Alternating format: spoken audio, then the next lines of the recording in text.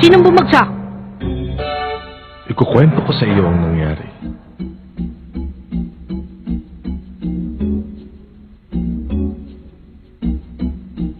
Kilua. Sinabi ko na nga ba't hindi mo nalata?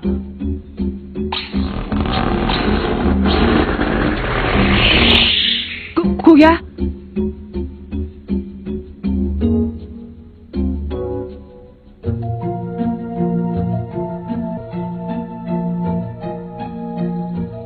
Kapatid ni Kilua? Tama. Kitara Kuro ang tawag sa kanya, pero ang tunay niyang pangalan ay Irumi Zordik. Noong magpatala siya sa komite, ang tunay niyang pangalan ang kanyang sinabi. Ituloy niyo ginawang sa Totsu. Sige, ikukwento ko sa iyo kung ano nangyari sa laban nilang dalawa. Kuya pala siya ni Kilua. Kamusta?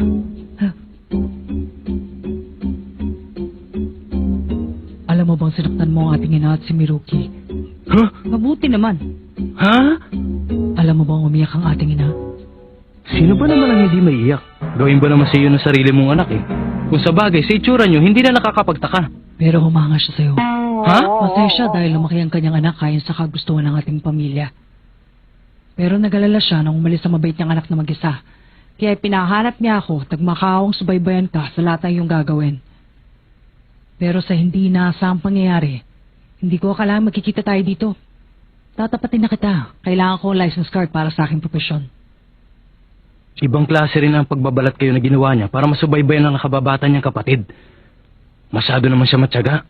Kapag nagkaroon ako ng hunter license, malaki ang may tutulong nito sa akin. Kaya patawarin mo ko kung sinikreto ko to sa'yo. Ikaw, bakit ka narito? Sabihin mo nga sa akin. Kailanman hindi ko ninayos sa maging hunter eh. Kaya hindi ko alam kung bakit ako nandito. Gano'n naman pala eh. Magandang balita yan. Makinig ka, meron akong isang bagay na may papayo sa'yo.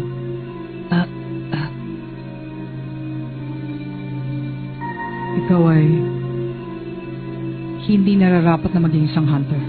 Ang buhay na naghihintay sa'yo ay bilang isang professional. Talaga sinabi niya yun? Oo, iyon ang eksaktong salita ng kanyang kuya. Narinig ko na ang tungkol dyan. Pero ang pamilya niya ay... Doon na nagsimula ang lahat, Kinoonggon. Noong oras na yon ay hindi na niya naitago ang pagkabagabag. Nagpatuloy pa rin ang kanyang kuya. Sa pamilyang Zordik, ikaw ang lumabas na walang kwenta. Hindi mo pa rin nakikilala ang sarili mo. Wala kang pangarap hanggang ngayon. Tama ka. Nakakaramdam ka lang ng kasiyahan kapag nakakita ka ng taong binabawian na ng buhay. Hindi! Totoo yun, Kilua. Dahil gano'n ang paraan ng pagpapalaki sa'yo na ginawa ko at ng ating ama. Walang ibang taong makakapagpatunay sa lahat ng aking sinabi ngayon kundi ikaw lamang. Kaya magtapat ka na, kapatid ko. Anong dahilan kung bakit gusto mong maging hunter?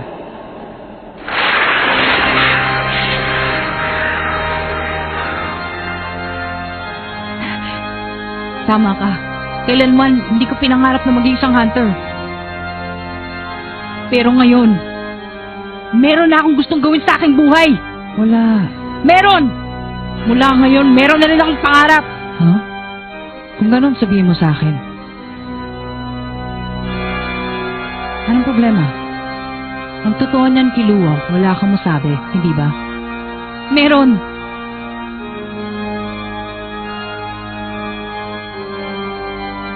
Sigon, gusto ko siya maging kaibigan. At saka, sawa na ako sa pagtitil ng buhay. Gusto ko magkaroon ng maraming kaibigan. Maging ordinaryong bata. Maging masaya. Kagaya ni Gon. Imposible. Hindi ko pwedeng magkaroon ng kaibigan. Hindi. Pwede mo lang husgahan ng tao kung tatapusin mo siya o hindi. Dahil ganun ang papalaki sa'yo. Huwag na huwag mo kakalimutan ang sinabi ko. Siguro, masyado ka lang humanga sa kakayahang pinakita sa'yo ni Gon. Pero hindi yun sapat para kaibiganin mo siya. Mali ka! Kung magiging kaibigan mo siya, hindi magtatagal, tatapusin mo rin ang kanyang buhay. Mararamdaman mo yan sa buong mong katawan. Di mo mapipigilan. Dahil ang dugong nananalaytay sa'yo ay dugong ng Zordi. Maaring tama ka, pero hindi ko gagawin yun. Gusto ko siya maging kaibigan, kaya hindi ko siya sasaktan. Sigurado ka? Oo. Makulit ka talaga. Naalala mo ba nung humingi ka ng aso? Hindi ako nagdalawang isip, binigyan kita. Pero natuwa ka lang sa kanya nung una. Bandang huli, nagsawa ka rin. Kaya hindi mo siya inilagaan. Binabalaan kita hanggang tiyan ka lang. Oo, alam ko. Hindi ako makikialam. Kilua, wala akong pakialam kung kuya mo pa ang taong yan. Tapusin mo na siya dahil niloloko ka lamang niya. Kaya huwag mo siyang pakinggan. Akala mo aso ang pinag-uusapan nyo? Hindi aso si Gon. Bakit hindi mo gawin sa kanya yung ginawa mo kay Janice para matapos at maging hunter ka na? Ano ka ba? Nakalimutan mo na ba magkaibigan kayo ni Gon? Alam kong ganun ang iniisip ni Gon. Ano? Totoo ba yun? Siyempre naman, baliw! Nako, malaking problema to. Akala ni Gon magkaibigan na kayong dalawa. Ayos. Siguro na lang tatapusin ko.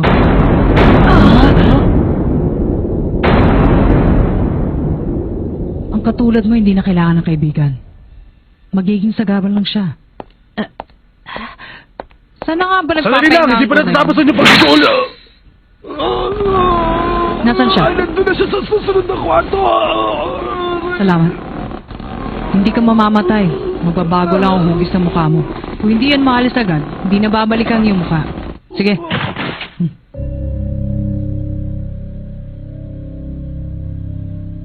Nako, malaking problema to.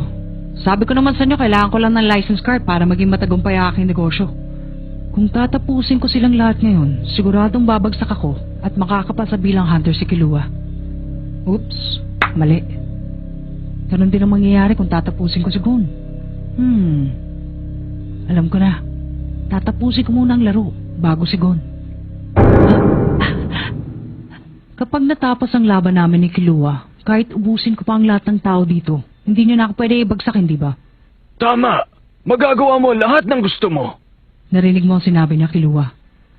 Kailangan mong lumaban at manalo kung hindi mapapahamak ang kaibigan mo si Gon. Meron ka na bang lakas ng loob para lumaban sa akin? Wala. Sa mga oras na to, mas importante sa iyong magdesisyon kung tatapusin mo o hindi.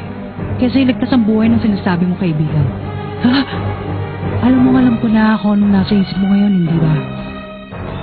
Kailanman hindi ko makakayang tapusin ang aking kuya. Huwag kang lalaban sa isang taong hindi mo kayang talunin. Yan ang paulit-ulit ko sinasabi sa iyo.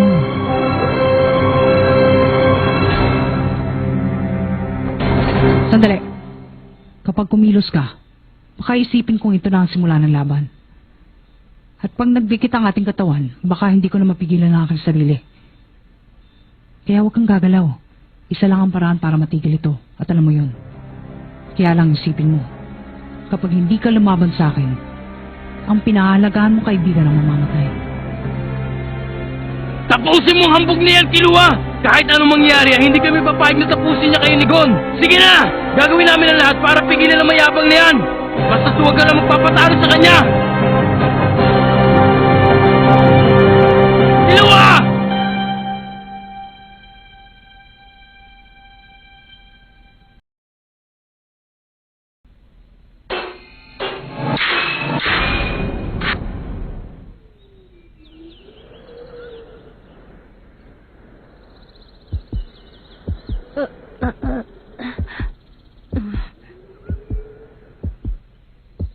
Magpahinga muna tayo. Ayos lang ako. Ipagpatuloy na po natin. Sige, Gon. Itutuloy ko.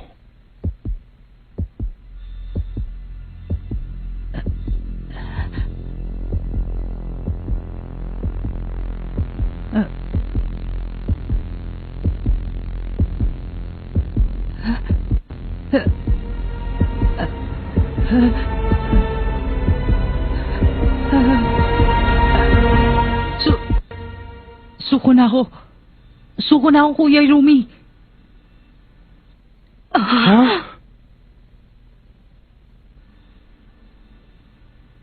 Ay, salamat naman. Hindi na natin kailangan maglaban. Nagsisinungaling lang ako sa iyo, Kilua. Hindi totoong tatapusin ko ang iyong kaibigan. Hindi lang kasi ako makapaniwalang masasabi mo ang mga salitang yun.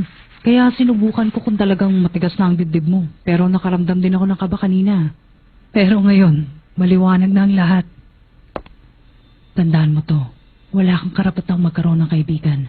At hindi mo rin sila kakailanganin. Ibalik natin ang dati, magmula ngayon. Ang dapat mo lang gawin ay sundin ang lahat na ipinag-uutos ko at ang ating ama. Tungkol naman sa hunter exam, bago ito maulit sa isang taon, sasanayin kita. Nang sa gayon, hindi ka na bumagsak. Maliwanag ba, Kilua? Maliwanag ba, Kilua?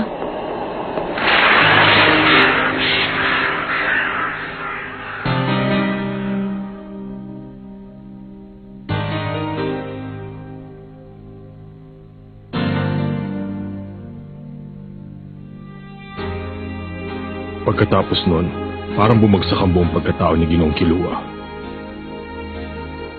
Wala siyang pinakitang reaksyon sa mga sinabi nila Ginoong Leorio at Ginoong Kurapika. Matapos ang lahat, nagsimula naman ang laban nila Ginoong Leorio at Ginoong Podoro.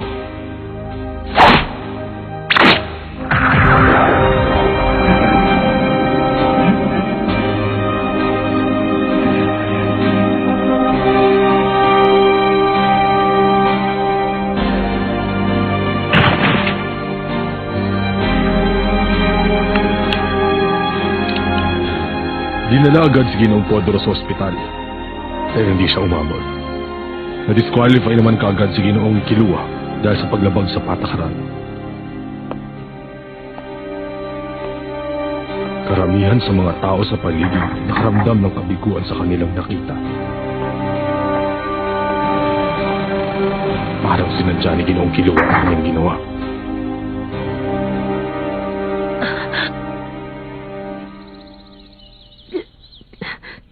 Kilua!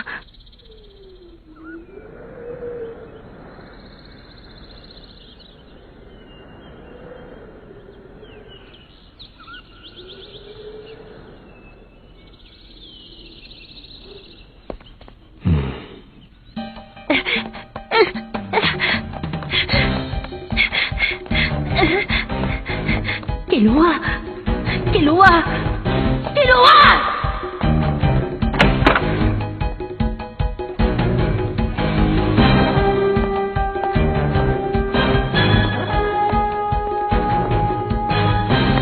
Gon,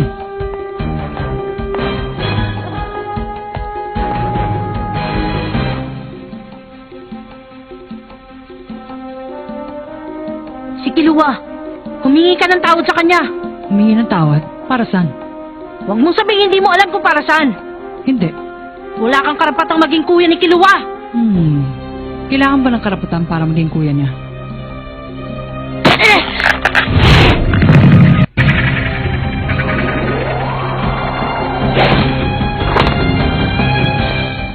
Dahil sa ugali mo, siguradong wala rin tayong mapagkakasunduan!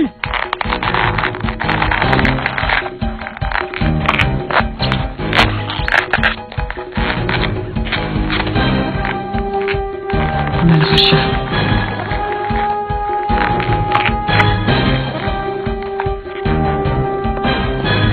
Hahanapin na lang namin si Kilua. Hindi mo na kailangang humingi ng tawad. Nasaan siya?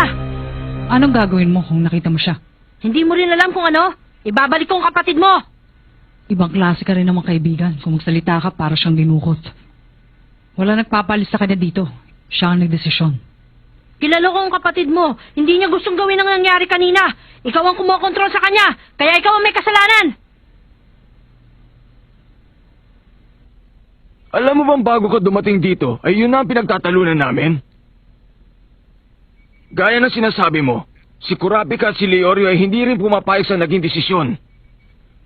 Hindi sila sumasang-ayon sa desisyon na ipinahayag ko dahil hindi raw ito patas para kay Kilua. Siguro naman ay nakita nating lahat kung anong itsura ni Kilua nung nakikipag-usap siya kanina doon sa lalaking nagngangalang Gitara Kuro. Sa palagay ko, napasa ilalim siya ng isang hipnotismo kaya hindi niya napigilan ang sarili niya at nagawa ang bagay na yon. Sa nangyari, imposibleng magawa yan ng isang tao kung normal ang kanyang pag-iisip. Kung pag-uusapan natin si Kilua, ang pagtapos sa buhay ng tao ay hindi na bago sa kanya dahil gano'n na siya pinalaki.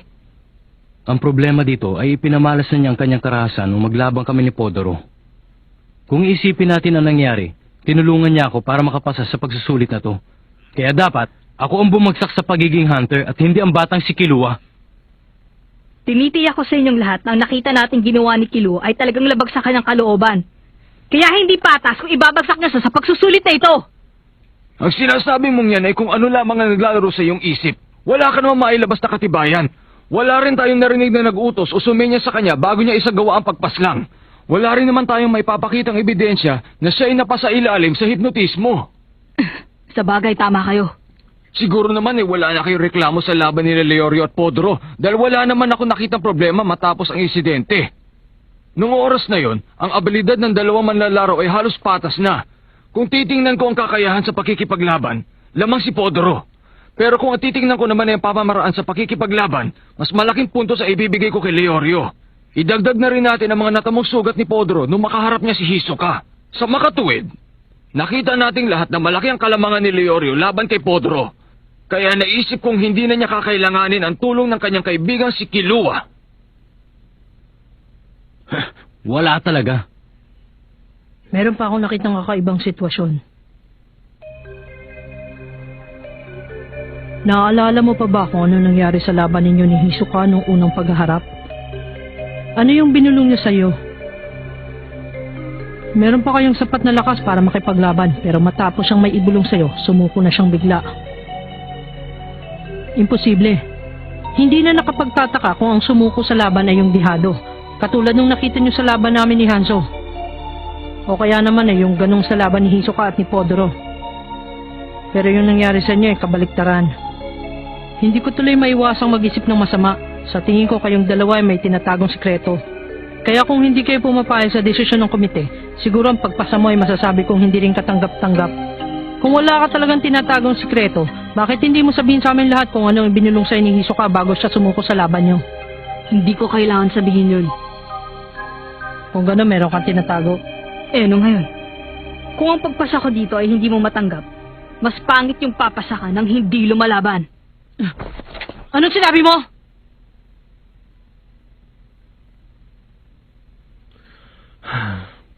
Hindi nyo kailangang magtalo, kaya tama na. Wala rin kayong karapatang magreklamo sa pagpasa ng isang aplikante. Kung hindi nyo gusto ang nangyari sa inyo, galingan nyo na lang sa susunod para mabawi nyo ang inyong tiwala sa sarili. Si Kilua, alam kong kayang-kaya niyang ipasang pagsusulit na ito. Kaya masama ang loob ko sa nangyari sa aking kaibigan. At ikaw, ang sama mo. Pinipilit mo si Kilua kumitil ng buhay ng tao. Kahit nalalaman mong labag yun sa kanyang kalooban, hindi kita mapapatawad! Hindi mo papatawad. Anong gagawin mo? Wala akong gagawin sa'yo. Pag nakita ko si Kilua, gagawin ko ang lahat ng aking makakaya para mailayo siya sa inyo. Talaga?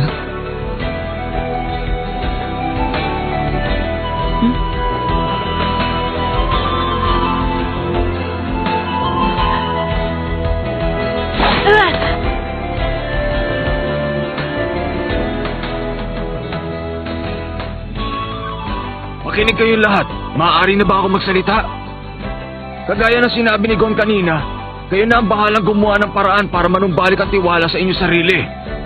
Kung sakaling may reklamo kayo sa naging resulta ng pagsusulit, hindi na namin babaguhin ang aming desisyon. Mananatili ang pagka-disqualify kay Kilua at mananatili rin ang pagpasa ninyong lahat. Kahit ano pa ng pakikipagtalong gawin natin dito, wala pa rin mangyayari. Labo. Nagkakamali ka. Dahil napatunayan natin na pagtutol na ginawa ninyong dalawa sa resulta ng pagsusulit ay walang sapat na katibayan at siguro ay naging malinaw din sa inyong lahat na kahit ano pa ang gawin ninyo ay hindi na magbabago ang aming desisyon. Ngayon, gusto ko malaman ninyong lahat na ang Hunter exam para sa taong ito ay tapos na. Bilang chairman ng Hunter Association, binabati ko kayo sa inyong tagumpay. Magmula ngayon, kayo na ang bahala kung ano inyong gagawin. Siguradong marami pagsubok ang naghihintay sa inyo. Ang gusto ko sana ay harapin ninyo ang mga pagsubok na yon ng buong tapang at titiwala sa sarili. Ang 7 taong nasa harap ko ngayon, kayo ang mga bagong miyembro ng Hunter Association. Binabati ko ulit kayo. Maaari na kayo magpahinga.